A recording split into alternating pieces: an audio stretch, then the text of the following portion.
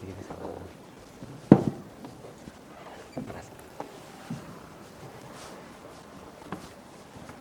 datang Bapak. Terima kasih. Jadi beliau ini adalah seorang praktisi, juga akademisi lulusan luar negeri. Nanti beliau akan mengenalkan sendiri. Tentunya akan membahas tentang peran pemerintah dalam mendukung pemuda sebagai agen reformasi di era disrupsi, dan bagaimana kita sebagai agen pemuda itu untuk bisa mereformasi diri kita sendiri untuk merespon disrupsi-disrupsi yang terjadi. Untuk itu saya persilahkan kepada Pak Wawan untuk bisa menyampaikan kepada kami. Iya.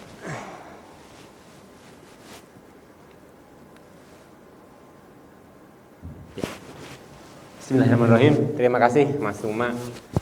Selamat pagi semua. Alhamdulillah, senang sekali saya rasanya bisa berkumpul, bisa bertemu dengan teman-teman semua.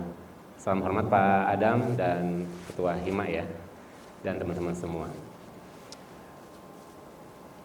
Dari depan mungkin, langsung aja mungkin ke paparan saya. Nanti saya akan sampaikan siapa saya. Paparan saya mungkin.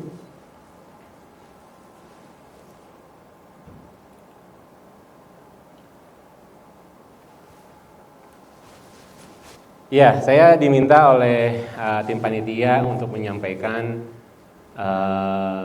apa dan kenapa dan bagaimana cara mengantisipasi disrupsi era ini ya.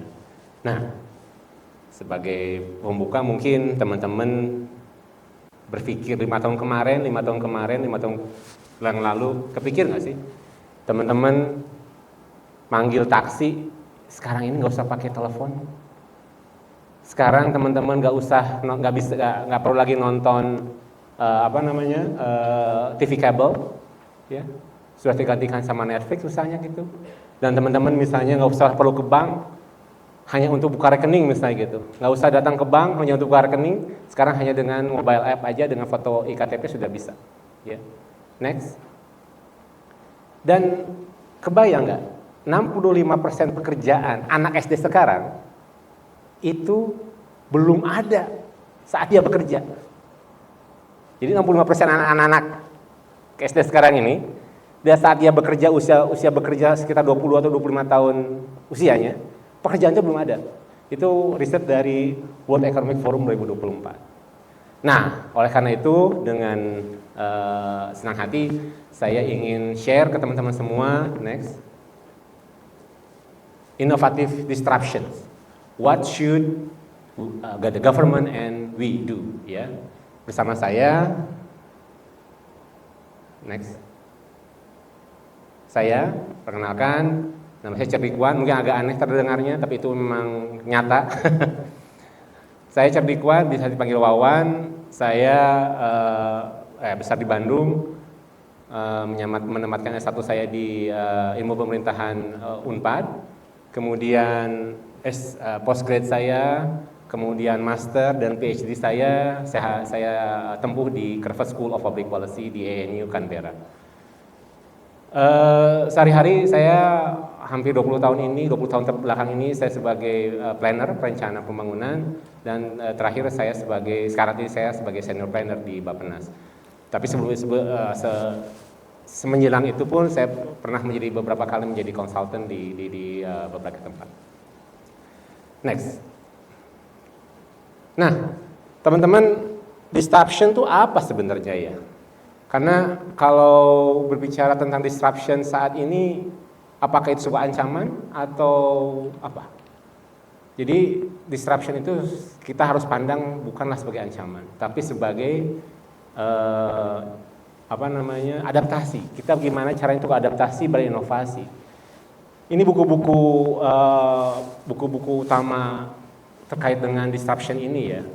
Yang seminal buku adalah dari Christensen ini, tahun 97, dan dia revisi tahun 2015. Dia bilang bahwa, dan hampir semua ini berbicara yang sama, bahwa disrupsi ini adalah perubahan radikal. Jelas radikal, karena kalau nggak radikal itu bukan disruption.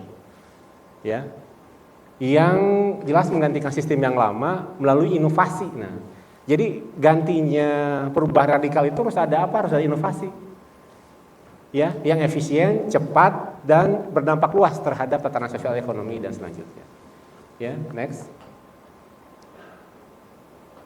Nah, tadi saya bilang disruption itu bukan hanya terjadi sekarang.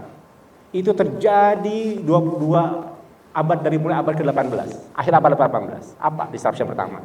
Ada revolusi industri 1.0 di mana James Watt itu menemukan kemudian memperbaharui sehinggalah terciptalah mesin uap. Mesin uap diperbaiki, diciptakan ya di sekitar akhir abad 17, 1765 oleh James Watt. Jadi dengan James Watt itu menemukan mesin uap, ada perubahan nih dari asalnya menggunakan manpower menjadi mekanistik, ya kan? Kebayang nggak? Asalnya dulu semua mengerjakan dengan tangan, James Watt menemukan mesin uap sehingga mekanisasi muncul. Sehingga ada istilah pekerja pabrikan, ya. Di akhir abad 18. Nah, di akhir abad ke-19, Thomas Alva Edison sama Henry Ford. Thomas Alva Edison menemukan apa? Thomas Alva Edison? Tahu? Listrik, ya kan? Ya. Thomas Alva Edison menemukan listrik, kemudian Henry Ford menemukan apa? Conveyor belt. Jadi Thomas Alva Edison menemukan listrik dan Henry Ford menemukan conveyor belt. Jadi produksi akan lebih cepat kan? Kebayang, ya kan? Di pabrik-pabrik itu. Sehingga ditemukanlah adanya produksi massal, kemudian efisiensi produksi, kemudian urbanisasi, dan akhirnya konsumerisme. Nah, Industri Revolution 3.0 mulai tahun 80-an, 70-an sampai tahun 2000-an, Steve Jobs sama Bill Gates itu menjadi pelopor. Pelopor adanya komputer, elektronik, sama internet di sisi awal. Nah, sekarang kita ada di revolusi industri 4.0. Dan nanti ada memang mungkin tahun depan atau tahun ini, akhir tahun ini juga ada industri revolution 5.0. Nanti saya akan jelaskan di akhirnya. Internet of Things, jadi internet sudah menggunakan mempengaruhi kehidupan kita semua. Kemudian ada big data, cloud, dan terakhir AI. Ya, next. Nah, di era industri revolution 4.0 ada buku yang baik, bagus sekali yang ditulis oleh Christensen 2015. Jadi sekarang disruption itu bukan hanya sekedar perubahan radikal aja. Dijelaskan juga bagaimana perubahan radikal itu terjadi. Dan lucunya setiap model bisnis baru itu menggantikan sekarang bukan hanya sesuatu yang datang begitu saja, tapi proses bisnis itu menggantikan pelaku lama di pasar, ya. Nah, dengan cara apa? Dengan cara dari mulai hal yang kecil, kemudian lebih sederhana, meningkat waktu dan mempengaruhi pola kerja. Next. Nah, saya jelaskan ini. Next. Nah, apa yang teman-teman? Pernah dengar blockbuster? Pernah dengar nggak blockbuster? Mungkin teman-teman masih SD mungkin ya, atau tahun 2000 udah tahun 2000 udah berapa tahun teman-teman? Atau baru lahir malah? Hah? Umur 2 tahun 2000 umur berapa tahun? Kira-kira?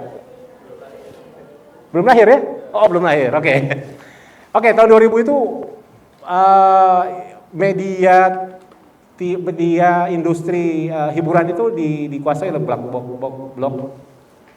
blockbuster ya. Jadi blockbuster itu dia menyediakan sewa rental film ya, kemudian hanya itu. Dia hanya fokus kepada ada film baru, dia bikin CD ataupun rekamannya, dia sewakan ya. Nah, terus tahun dia market value-nya tahun 2000 itu 4,8 juta US dollar ya. Terus datang Netflix nih tahun 2000 ini. Dia simple aja. Kenapa coba? Next. Nah, si Reed Hastings ini dia itu pinjam ke blockbuster itu CD gitu ya. Terus dia itu sebel Kenapa? Karena dia tuh didenda $40 karena $40 gara-gara terlambat mengembalikan CD-nya gitu. Terus dia mikir, ya apa gimana caranya kalau saya nggak usah, karena pendapatan si Blockbuster ini dari sisi orang yang terlambat mengembalikan CD aja itu sampai $800.000 per tahun. Terus di rating sini juga minta Club Blast, oke deh kalau gitu saya dong kasih investasi dong ke saya dong ke Netflix gitu. Ditolak mentah-mentah sama Blockbuster. Karena nganggapnya nggak mungkin ada sesuatu yang bisa menggantikan Blockbuster. Tapi ternyata 20 tahun kemudian apa yang terjadi? Next. Nah, kebayang nggak? Sekarang teman-teman nonton TV pakai apa? Pakai TV kabel nggak kan? Pakai apa? Netflix ya? Iya. Netflix, pinternya Netflix adalah dia membangkas, tidak ada lagi istilah adalah fine, dan ditambah dengan disruption untuk internet yang masuk yang kencang sehingga Netflix bisa mematikan Blockbuster video, dan sekarang market value-nya hampir $72 billion. Ya. Ini salah satu contoh inovatif disruption yang teman-teman mungkin nanti kita akan bahas lebih lanjut ya. Next. Nah, dari buku Christensen itu saya coba pikir apa sih yang menjadi poin utama sehingga disruption di era revolusi industri 4.0 itu terjadi ya. Nah, saya mengkategorikannya itu menjadi 3 ya. 3 disruption ya. Distorsi teknologi dan ekonomi digital ya. Kemudian kita juga terjadi disruption untuk norma dan nilai. Ya, ini saya jelaskan. Dan terakhir disebutkan tadi juga dengan disruption birokrasi. Ya. Jadi 3 pilar ini saya coba sampaikan dari bukunya Christensen. Oh, kira-kira sih ini nih yang menjadi key point disruption terjadi di era revolusi industri 4.0. Next. Nah, teman-teman, biar nggak bosan saya di kanan terus, saya di kanan ya. Nah, sekarang disruption teknologi dan ekonomi digital mungkin teman-teman udah tahu semua lah ini ya. Ya. Coba kebayang dulu 5 tahun atau ya tahun angkatan saya mungkin ya. Dulu pakai Gojek itu ojek pangkalan yang belum tentu ada. Sekarang mau kirim orang, kirim kita sendiri, kirim barang ya, Gojek atau Grab. Terus sekarang juga ada mobil listrik yang mungkin sekarang sudah ada di Shanghai, udah ada di US, ada self driving. Jadi dampaknya mengubah pola mobilitas jelas, ya kan? Dan ketergantungan menurunkan emisi bahan bakar juga. Kemudian financial technology, OVO, GoPay, Dana, ShopeePay, pernah guna semuanya? Siapa yang pengguna OVO? Acik tangan? Nggak ada. Paling banyak apa kira-kira di sini, teman-teman semua? Teman-teman semua apa pengguna fintech-nya? Shopee ya? Shopee, kalau laki-laki itu kopi dia pasti. Enggak, itu nanti ya. ShopeePay ya? Bentar.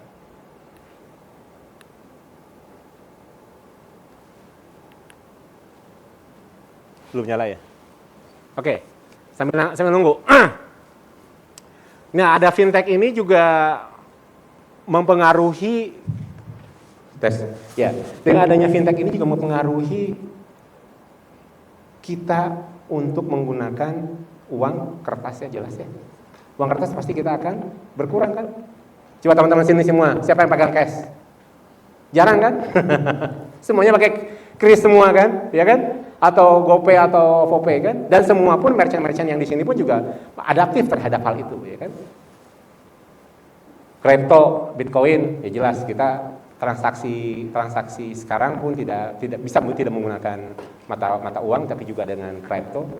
Dan dampaknya apa? Inklusi keuangan meluas sekarang, inklusi keuangannya bukan hanya sekadar hanya urusan dengan bank aja, tapi meluas dengan perkembangan fintech ini.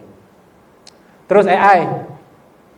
Nah, ini pasti teman-teman mahasiswa juga paling seneng ya dengan adanya AI, jelas dong, ya. Ya nggak? Oh, kebantu banget ya untuk riset ya. Nyari pertanyaan jawaban dari dosen aja, langsung tanya kan? Ya kan? Tapi masalah ini saya jelaskan gimana caranya prompting yang benar, ya kan? Oke. Terus chatbot.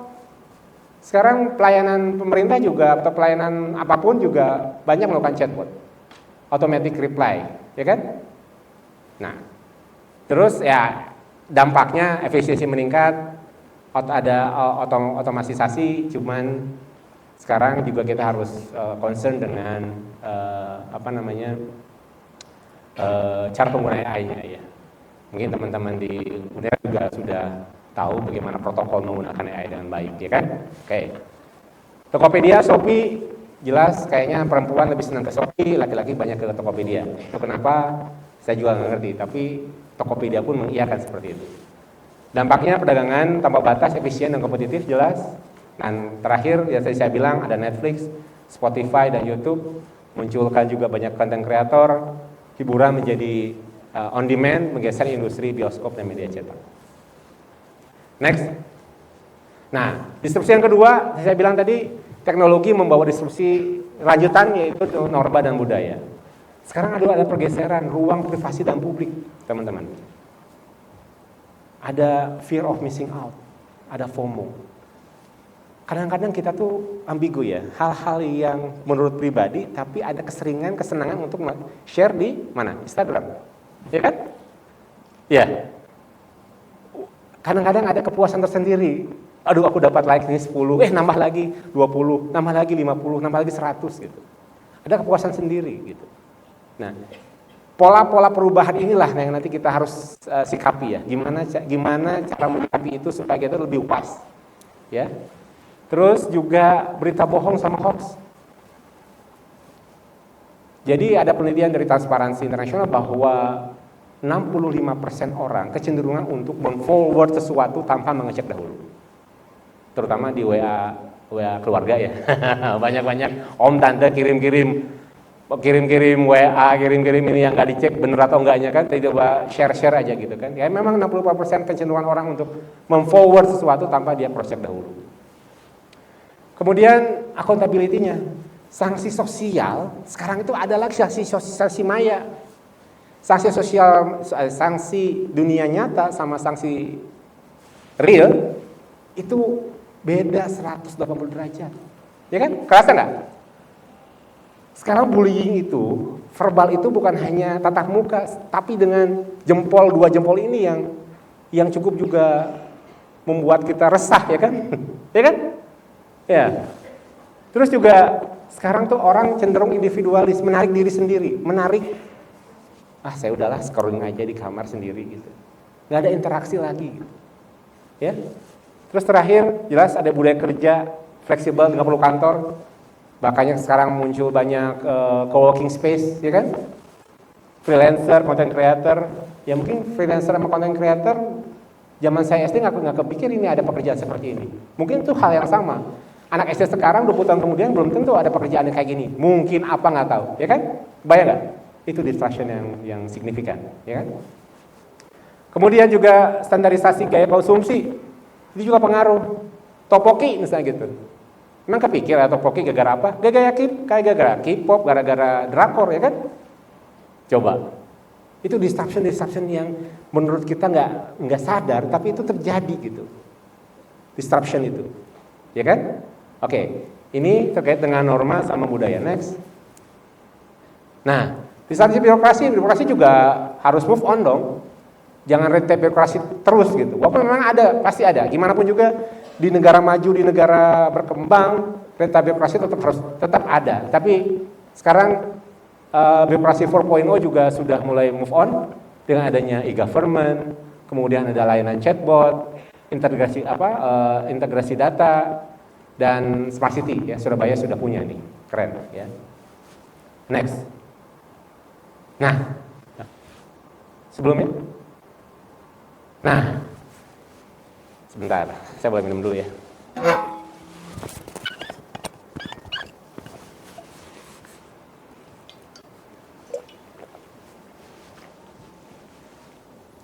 Nah, teman-teman, gimana sih cara kita merespon disruption ini? Menurut saya adalah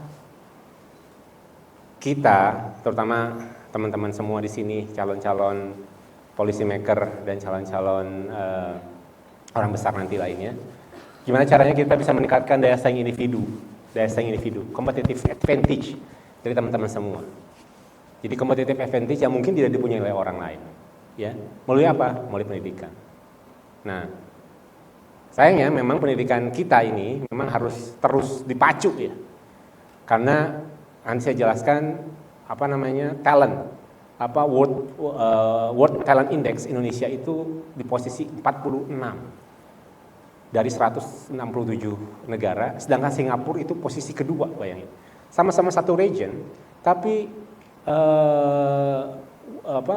talent indexnya, World Talent Indexnya kita jauh di belakang Singapura. Kenapa?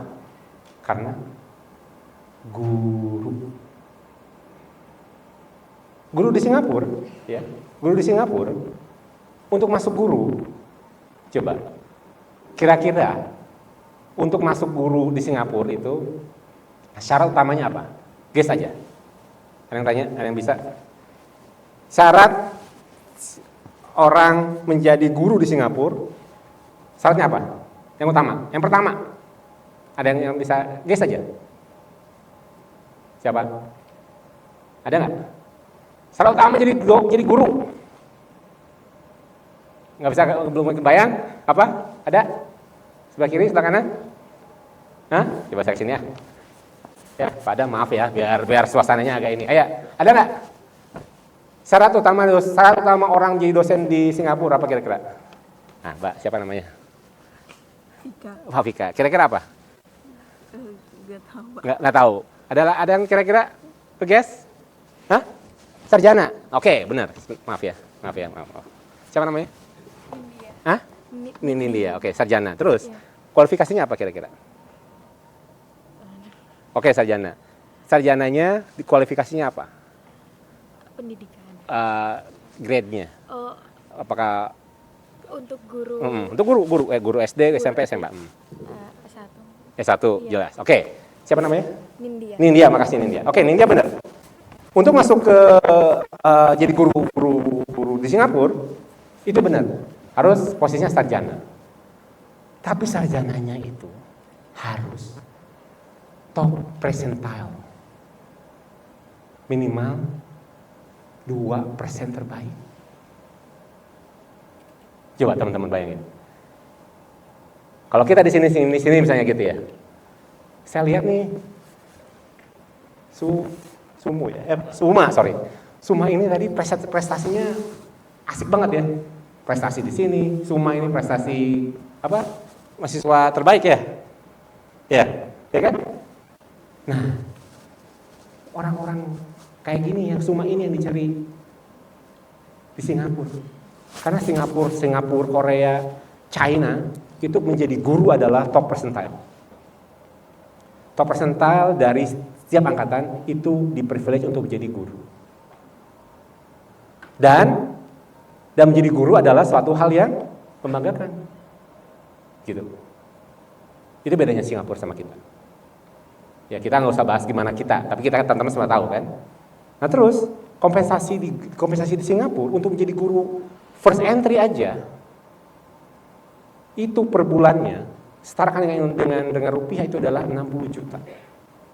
Memang GDP kita memang mungkin masih di bawah Singapura, tapi attention pemerintah Singapura untuk mencari guru terbaik adalah dengan memberikan kompensasi yang luar biasa.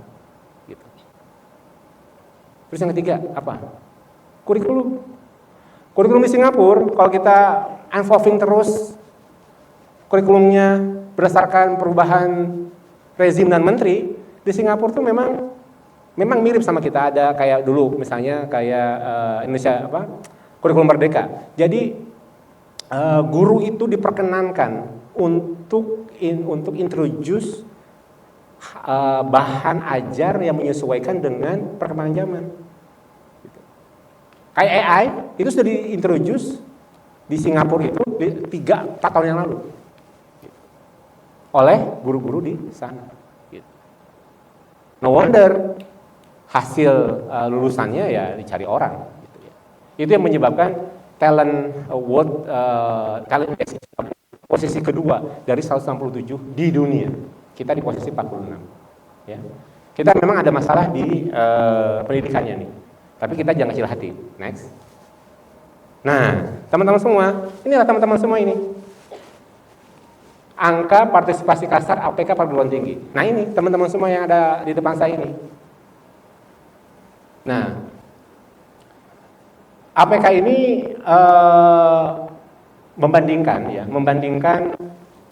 ini di Indonesia ya. Maaf itu saya salah tulis, bukannya World Intervention BPS. Nah, APK ini adalah merupakan perbandingan antara jumlah mahasiswa yang ada teman-teman di sini dibandingkan dengan jumlah penduduk usia sekolah, ya usia sekolah kayak kita, 19 sampai 23 tahun dalam persentase. Nah, trennya tahun 2020 itu masih 30%-an nih. Komposisi proporsi teman-teman di sini dibagi dengan jumlah penduduk yang usia yang sama. Ya. 2024 naik sekarang 32%. Nah, direncanakan tahun 2045 saat generasi emas, komposisi APK perguruan tinggi teman-teman sini semua adalah 60%. Ya.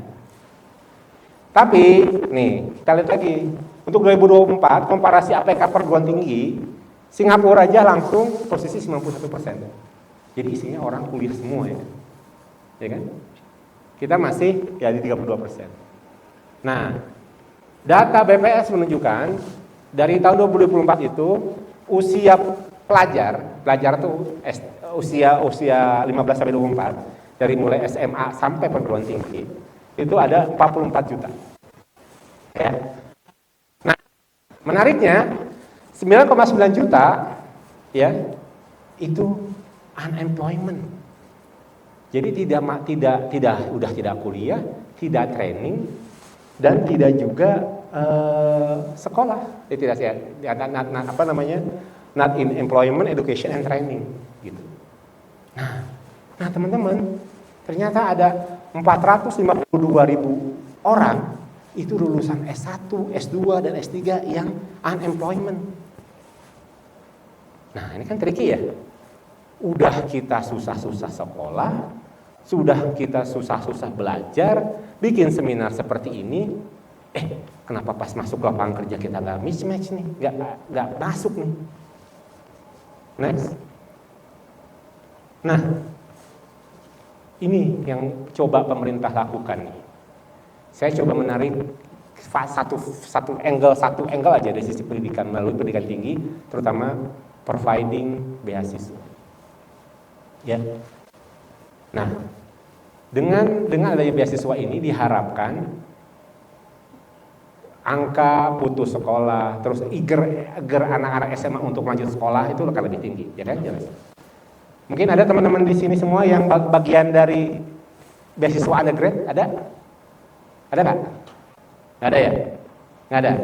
Oke, pemerintah sudah coba memberikan dari mulai kartu Indonesia Pintar Kuliah, beasiswa unggulan, afirmasi untuk orang di daerah Papua, 3T ya, kemudian anak para pekerja imigran dan beasiswa pendidikan Indonesia.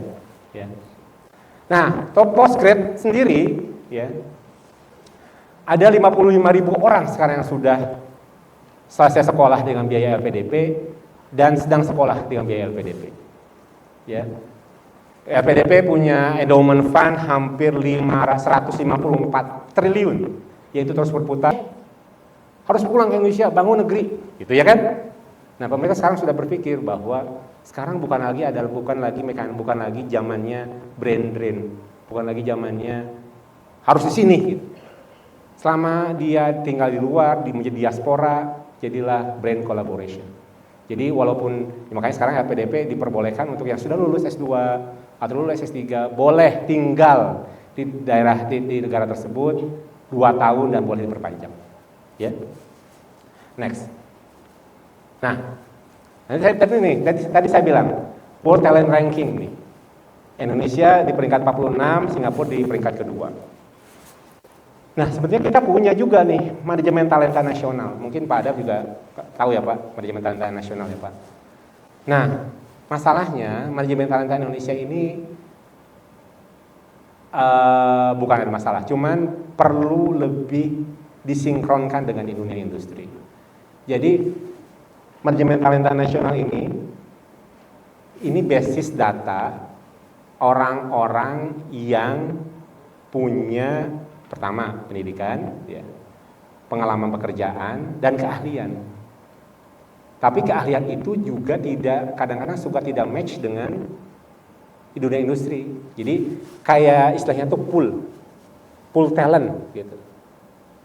Nanti siapa yang butuh tinggal cari di pool talent ini gitu. Tapi masalahnya pool talent ini juga tidak disinkronkan dengan dunia industri. Itulah makanya kenapa masih banyak terdapat pengangguran, unemployment di teman-teman setelah menyelesaikan pendidikannya ya. Gitu. Nah, seperti misalnya Tommy Firman itu profesor di ITB yang menjadi salah satu top 2 scientist ya, yang masuk ilmuwan 2% ya terbaik dunia ya. Next.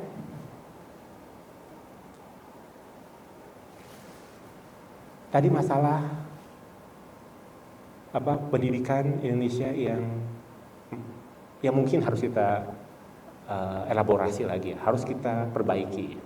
Tapi ada masalah baru lagi nih. Teman-teman lihat itu yang paling sebelah kiri apa? Sebelah kiri itu adalah 10 pekerjaan yang berpotensi hilang. Petugas pos, ya kan? Jadi kapan kita datang ke petugas pos untuk kirim surat kan? Teller bank, kita udah langsung pakai big screen untuk melakukan transaksi di bank kan? Petugas yang tidak data sampai kondektur itu akan hilang di 10 tahun akan datang. Ini adalah saya ambil dari future job report dari World Economic Forum 2025. Dan yang paling kanan ini adalah pekerjaan yang demand-nya lebih tinggi. Nah, misalnya yang paling kiri ini big data scientist, big data specialist, demand-nya tinggi nih 10 tahun ke depan. Nah, nanti akan saya jelaskan skill set apa saja sih yang kalian perlu tahu, yang perlu dapatkan dan punya dalam tahun-tahun ini, supaya nanti kalian pas lulus, kalian siap masuk dunia kerja. Next. Nah, yang harus saya menyarankan, yang harus kita teman-teman lakukan adalah upscaling. Upscaling itu apa? Sesuatu yang teman-teman dapatkan di luar meja kampus. Ya. Nah, yang pertama 1, 2, 3 yang pertama ini ya, keahlian bidang AI, literasi teknologi sama keamanan cyber, oke, itu berkaitan dengan mesin. Ini saya berikan 10 ya, 10. Jadi ini hasil saya kolaborasi, hasil saya baca, hasil saya riset gitu ya. Kira-kira inilah 10 set upscaling yang teman-teman harus punya supaya nanti pada saat masuk ke dunia kerja. Ini teman-teman angkatan tahun berapa ini? Banyaknya ini, teman di depan saya ini. 2025 ada baru masuk berarti ya. Terus 2024 ada ya? Yang paling senior 2022, oke. 2022. Berarti insya Allah lulus 2 tahun lagi, setahun lagi ya? 2022, setahun lagi insya Allah ya. Nah, setidaknya saya tulis 10 skill yang teman-teman harus punya, ya. Usahakan punya. Gitu. Jadi ini skill ini bukan teman-teman dapat dari bangku sekolah atau bangku kuliah. Pertama ya keahlian bidang AI, literasi teknologi sama keamanan cyber, oke. Jadi teman-teman bukan hanya sekadar bisa menggunakan, tapi bagaimana bisa memanfaatkan, itu kuncinya. Ya. Teman-teman pasti di handphonenya pasti ada ChatGPT, ada Gemini, pasti dong ada. Tapi bagaimana cara memanfaatkan itu dengan benar? Prompt-nya benar. Jadi anggap AI itu sebagai alat bantu, bukan main resource. Itu penting. Profesor saya di ENU kemarin bilang bahwa AI itu gak masalah dengan AI. Gak ada masalah dengan penggunaan AI bagi dunia pendidikan, gak masalah. Tapi gunakan AI itu sebagai alat bantu, bukan main resource. Karena main resource-nya ada di sini tetap. Ada di teman-teman semua. Ya kan? Main resource-nya ada teman-teman semua. Gitu. Nah, jadi teman-teman bukan hanya sebagai pengguna aja, tapi tahu bagaimana AI itu bekerja. Ya kan? Dengan prompt yang benar. Ya enggak? Terus lebih-lebih kalau misalnya teman-teman mengerti lah gimana code computing itu bekerja ya. Jadi bukan hanya sekedar tahu cara gunakan, tapi juga ngerti, oh kalau begini caranya prompt seperti ini di Gemini sama prompt gini di ChatGPT hasilnya beda. Kenapa? Pernah gitu nggak teman-teman?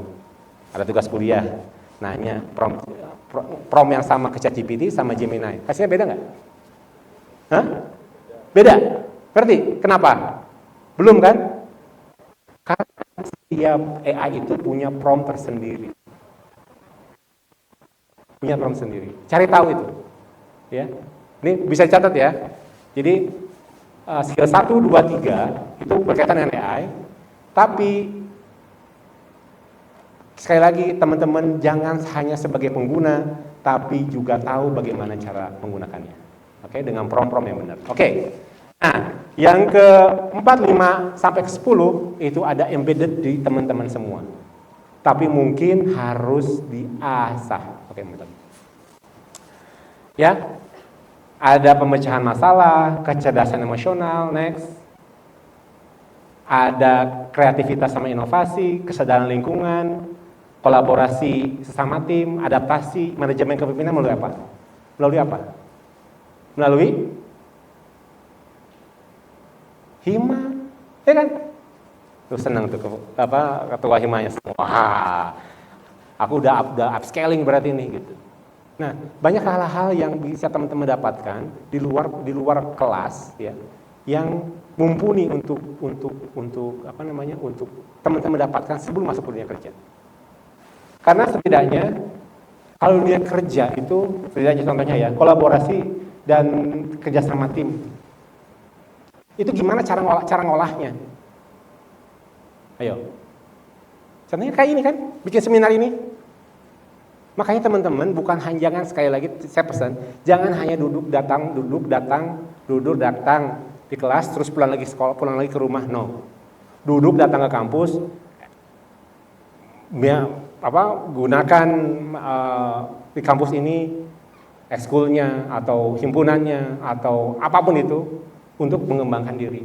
Bisa difoto ya. Ini ada set upskill yang ke 4, 5, 6 sampai ke 10 ini teman-teman coba dapatkan sebelum teman-teman lulus ya. Next. Nah, yang kedua, way of thinking. Teman-teman tuh jangan hanya convergent sama divergent. Convergent itu apa? Spesifik, fokus. Jadi combining. Pola pikirnya combining untuk mengatasi era disruption ini.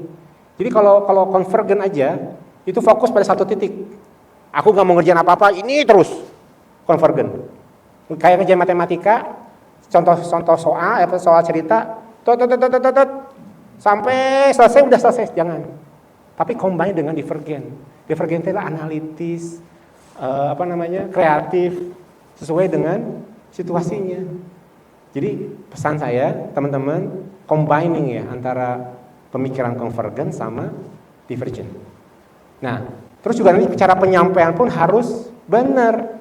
Itu yang tidak dipunya oleh AI.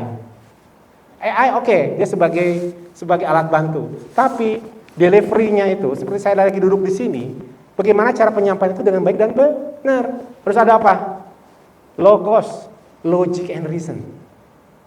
Ada logiknya, ada best practices-nya, ya, ada structure-nya. Kemudian pathos itu adalah emotional value. Gimana kita bisa menyampaikan sesuatu itu ada ceritanya. Dan terakhir ethos, credibility, trust. Gimana saya menceritakan ini dengan credible resources. Seperti yang seperti tadi saya contohkan, ya. Jadi upscaling-nya benar, way of thinking-nya benar, dan cara penyampaiannya benar. Sukses, ya kan? Oke, next. Simpulan. Responsif, adaptif, transformatif, ya. Dengan tadi yang saya bilang, mekanismenya sudah ada, tinggal kita teman-teman upscaling didukung oleh pemerintah, ya, dengan penyediaan beasiswa, insya Allah, ya, masa depan teman-teman cerah, ya. Terus juga, saya menyampaikan konsep human centered technology, artinya manusia dan mesin itu bekerja berdampingan. Tadi saya bilang, mesin itu sebagai apa? Alat bantu, bukan main resources. Kita sebagai main resources-nya, memanfaatkan dengan prompting yang benar. Oke. Nah, terakhir, next. Jangan takut, ya, sama perubahan. Takutlah jika berhenti belajar. Karena learning agility adalah kuncinya, ya. Itu mungkin sedikit yang saya sampaikan. Terima kasih atas waktunya, terima kasih atas perhatiannya. Wabillahi taufiq wal hidayah. Wassalamualaikum warahmatullahi wabarakatuh.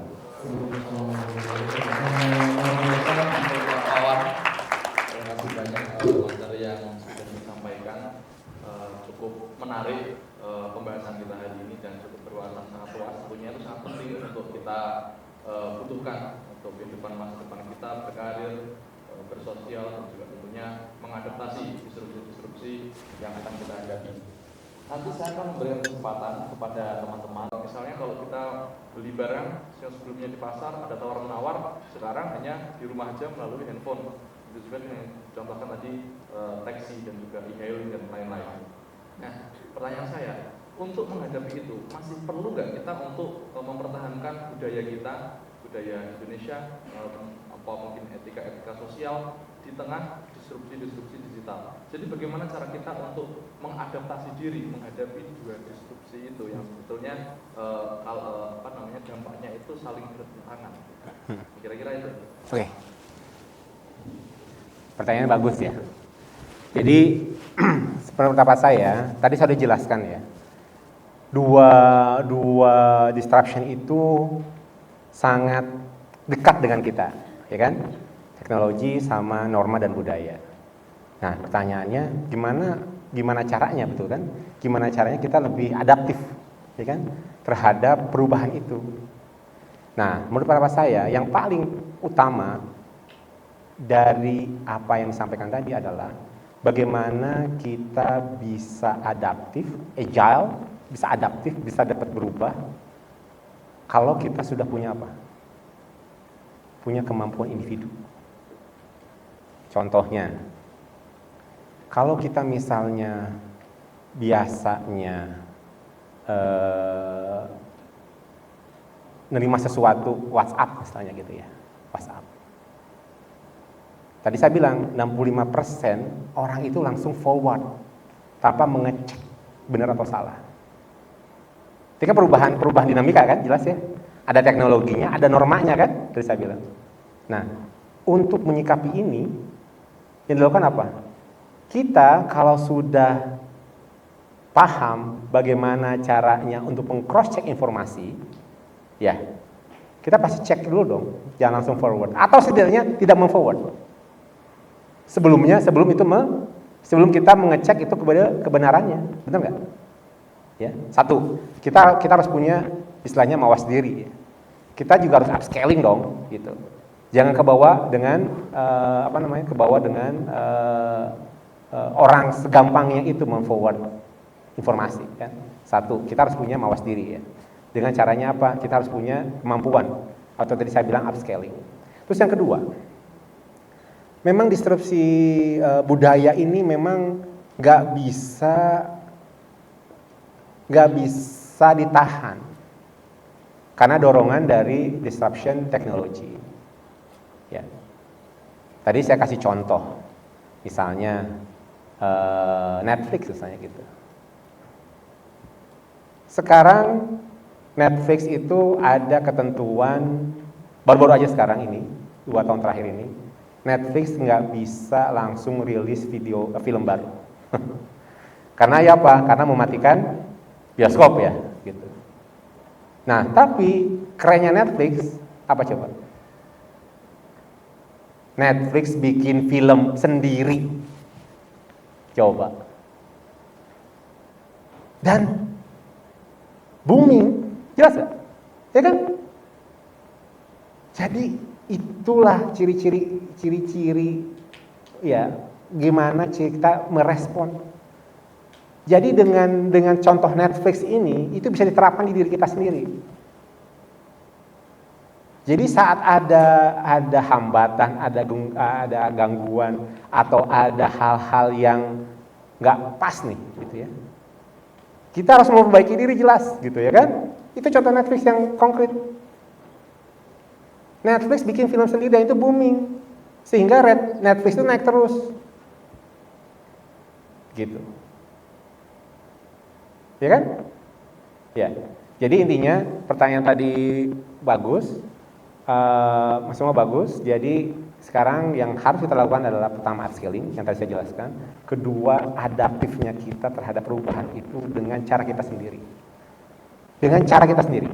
Mungkin cara Rania dengan caranya Rahman beda. Cara saya dengan teman-teman semua mungkin beda. Nah, adaptif itulah yang membuat kita tuh agile. Jadi gampang berubah berdasarkan kondisi, tapi kita tetap ajeng gitu. Kok tadi bilang budaya kita perlu dipertahankan, nggak perlu banget, ya. Tadi tanya kan budaya kita perlu dipertahankan nggak perlu banget, karena dengan budaya itulah kita punya akar gitu loh. Dengan gempuran K-pop dan drakor gitu, dan sekarang ada lagi drama Cina gitu ya. Kita harus belajar dari itu. Saya diajak istri nonton drakor. Istri cerita sama saya. A nyebutnya karena saya orang Sunda ya. A, ini drakor ini keren katanya. Dari setiap 10 drama Korea tema-tema sekarang, tema-tema kekinian, harus ada satu film yang mengangkat budaya Korea, budaya tempo dulu Korea. Gitu. Terus saya mikir ya, keren banget ya Korea bisa gitu ya. Korea bisa memvisualkan kerajaan-kerajaan zaman kerajaan ya zaman Korea dulu lah ya. Tapi dibikin fiksi seperti kayak seperti ini ya dulu Korea zaman dulu gitu. Saya mikir kenapa kita nggak bisa ya? Misalnya Majapahit gitu, Sriwijaya gitu, ya kan? Nggak bisa.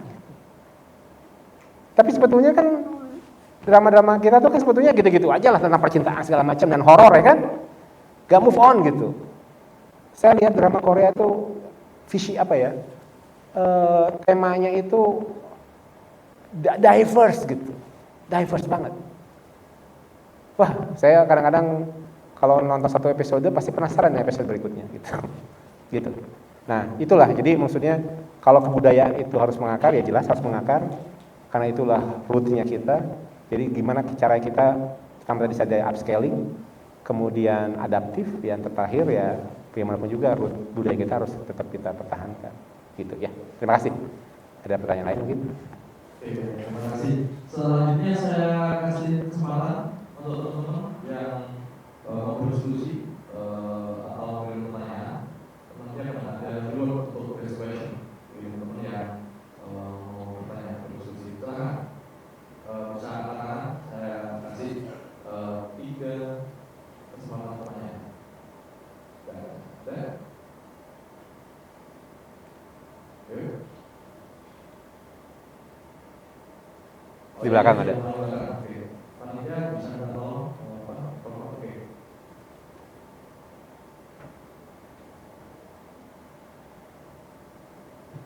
Mungkin bisa disebutkan nama, terus angkatan berapa kali ya, terus pertanyaannya silakan.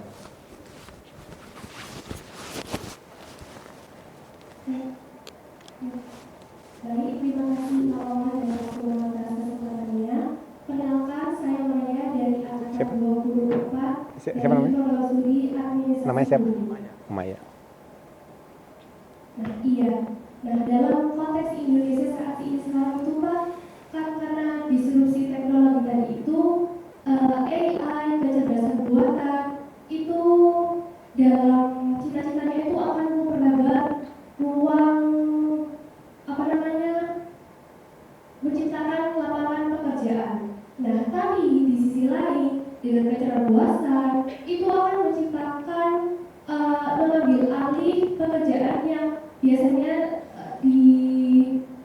dilakukan oleh manusia. Nah, itu bagaimana Pak tanggapannya dan bagaimana kita bisa menghadapi ketika AI itu mengambil ruang alih dari pekerjaan yang harusnya dilakukan oleh manusia. Terima kasih. Oke. Mau di Ya, saya langsung aja ya. Atau ada pertanyaan lagi? ada pertanyaan lagi nggak? Ada lagi? Oh, Ya. ada lagi. Silakan. Baik, sebelumnya perkenalkan nama saya Mada Riani dari Siapa namanya? Studi Mada. Administrasi Publik. Jadi di sini saya izin bertanya Bapak. Tadi kan sempat dibahas soal prom apa yang mungkin suatu saat nanti ketika kita mencoba di Gemini atau mungkin di ChatGPT itu sekiranya menghasilkan jawaban yang beda. Bagaimana jika kami mencoba prom tersebut, kami merasa cocok, kemudian mendapat jawaban yang kami harapkan, tidak bisa dipungkiri kan pasti ada gugahan ingin mencoba prom yang sama terus-menerus, dan ketika kita sudah tahu settingan prom yang baik kan pasti ada gugahan rasa untuk terus ingin mencoba. Bagaimana supaya kita bisa bijaksana ibaratnya menggunakan prom tersebut dan tidak ketergantungan dengan jawaban yang kita harapkan dari prom itu. Oke, bagus banget pertanyaannya. Oke, terima kasih. Ada lagi nggak yang dari angkatan 25 barangkali? Atau masih menyimak angkatan 25? Ada nggak? Oke, satu lagi. Satu lagi? Ada? Kalau cukup? Oke, cukup ya? Mungkin kemudian ada dua pertanyaan mungkin bisa langsung jawab. Ya, tes. Makasih ya Mbak Maya sama Mbak Mada ya. Pertanyaan bagus nih dari Mbak Maya ya. Bisa di-share nggak paparan saya slide keberapa itu ya yang next problem itu? Yang ada tadi ada pekerjaan yang hilang itu.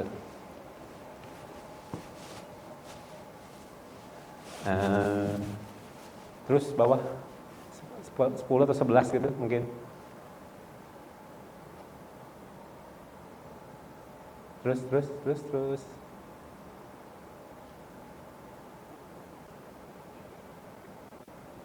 Setelah ini.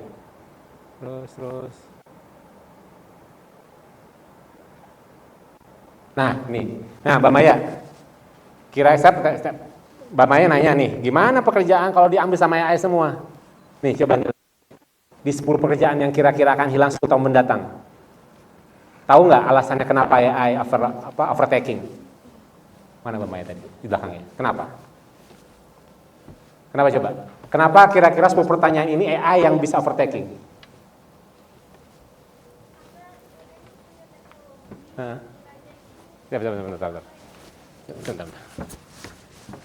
Karena AI punya Misalnya di nomor 2 beda. Iya kan? Disruption. Disruption adalah perubahan radikal namanya, jelas radikal. Sesuatu yang akan pikir 5 tahun, 10 tahun kemarin, tiba-tiba sekarang kita ngomong sama tab. Nanti kita juga bisa bicara tentang marketing 5.0 atau 6.0 ya. Tapi dari sini semua juga kelihatan bahwa zaman sudah berubah gitu. Jadi yang kita lakukan adalah jangan stagnan. Jangan stagnan, diem, doing nothing. No, big no. Adaptif. Setidaknya 10 upscaling yang tadi saya coba rangkum itu, teman-teman punya aja 8 minimal. Ya, insya Allah survive. Ya, oke, ayo ya. Oke, kasih. Sekarang Mbak Mada ya. Pertanyaan bagus. Kalian tahu prom yang baik itu kayak gimana sih? Tahu nggak? Ada kasih contoh nggak? Yang udah tahu prom yang baik, coba. Mada tahu prom yang baik apa? Yang pernah kamu coba? Hah? Coba teman dong. Kalau di ChatGPT setahu saya biasanya untuk jawaban yang bagus itu kata pertamanya itu pakai tolong.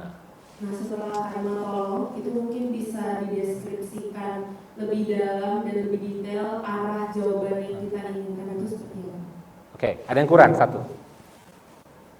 Ada yang kurang. Benar itu benar. Pertama, please, tolong. Satu benar. Kedua, tadi langsung apa kerjanya? Langsung jawaban spesifik kan? Ada yang kurang teman-teman. Ini saya kasihin. Kalian teman-teman identifikasi dengan siapa kalian itu prompting. Contoh, ya. Padam, kasih contoh satu pertanyaan.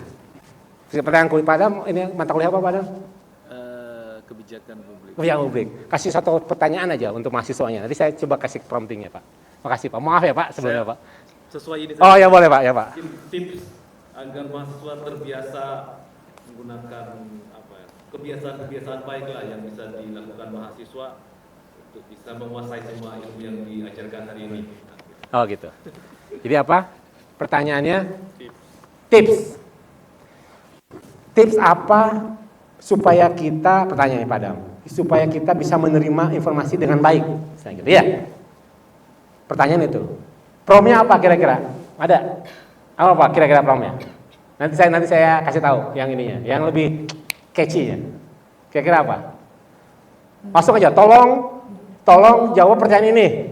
Tolong jawab pertanyaan ini. Tolong jawab pertanyaan bagaimana tips supaya nangkap informasi dengan baik bisa gitu. Gitu. Nah, ada yang kurang teman-teman. Bisa dicoba ya. Beda hasilnya dengan gini. Tolong, Anda adalah seorang ahli komunikasi. Seorang profesor yang sudah mendalami komunikasi hampir 20 tahun. Tolong jawab tips apa yang baik, tips apa yang saya harus lakukan untuk menangkap informasi dengan baik. Ada bedanya nggak? Beda kan?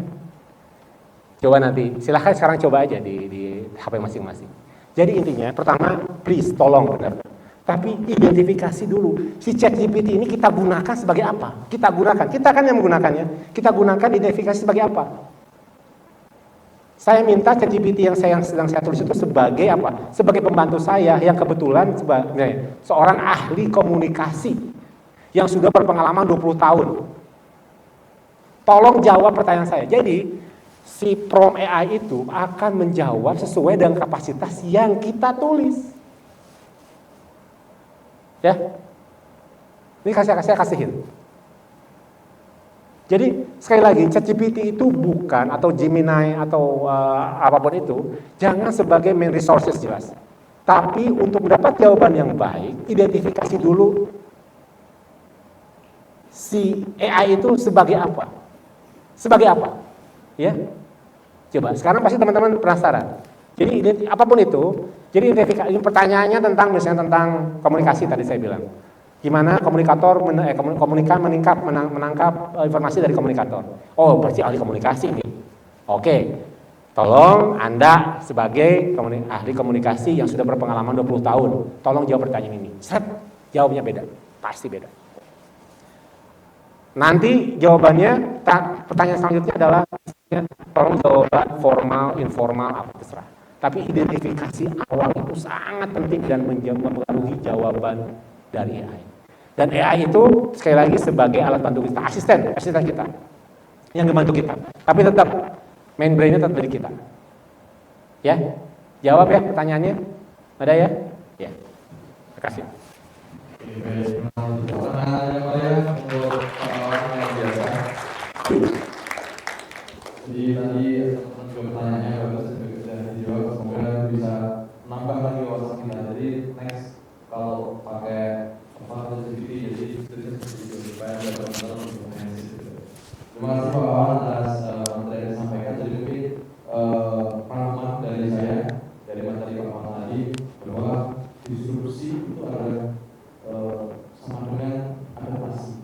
Jadi disrupsi itu ada siklus untuk terjadi yang lebih advance dan bagaimana kita merespon dari disrupsi itu, terutama dari disrupsi dari teknologi dan juga budaya, bagaimana cara kita untuk bisa mengkolaborasikan antara keduanya. Dan tentunya yang paling penting kita harus memperbanyak upskilling, kemudian untuk dan juga mengelola jalan berpikir dan kemudian juga beraksi, action untuk bisa merealisasikan apa yang sudah kita susun. Dan terakhir tadi juga kemudian dari yang disampaikan oleh Pak Awal, bahwa kita harus tetap responsif, adaptif, dan transformation.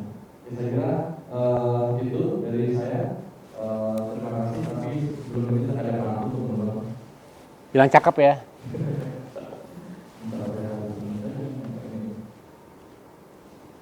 Buah mangga, buah kelapa. Cakep. Buah pisang, buah aren. Terima kasih mengikuti materi yang pertama. Harap tenang, masih ada materi kedua yang gak kalah keren.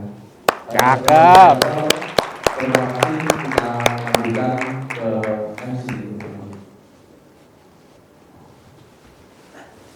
Terima kasih semua. Terima kasih banyak. Baik, kalau semuanya terima kasih kepada Bapak Wawan dan moderator atas diskusi tadi yang sangat inspiratif tentunya. Selanjutnya akan dilakukan perjalanan maaf dari sesi foto bersama sebagai bentuk apresiasi dari para pembicara dalam AFA 2025. Kepada Bapak Adam, kami persilakan untuk menggunakan kata. Lagi deh Pak. Mengisi terlebih itu 3, 2, 1. Sekali lagi 3, 2, 1. Baik. Terima kasih banyak Pak Adam. Terima kasih banyak. Bersedia. Amin. Sama-sama Pak. Terima kasih Pak. Sudah ditunggu juga di depan. Terima kasih. Bisa berikan tepuk tangan yang lebih itu. Terima kasih semuanya. Terima kasih banyak. Baik, gimana teman-teman? Gimana tadi materinya? Insightful banget gak sih guys? Oke, jadi tadi kan membahas mengenai peran pemerintah dalam mendukung pemuda sebagai akhir reformasi di era disrupsi. Gimana teman-teman? Masih semangat?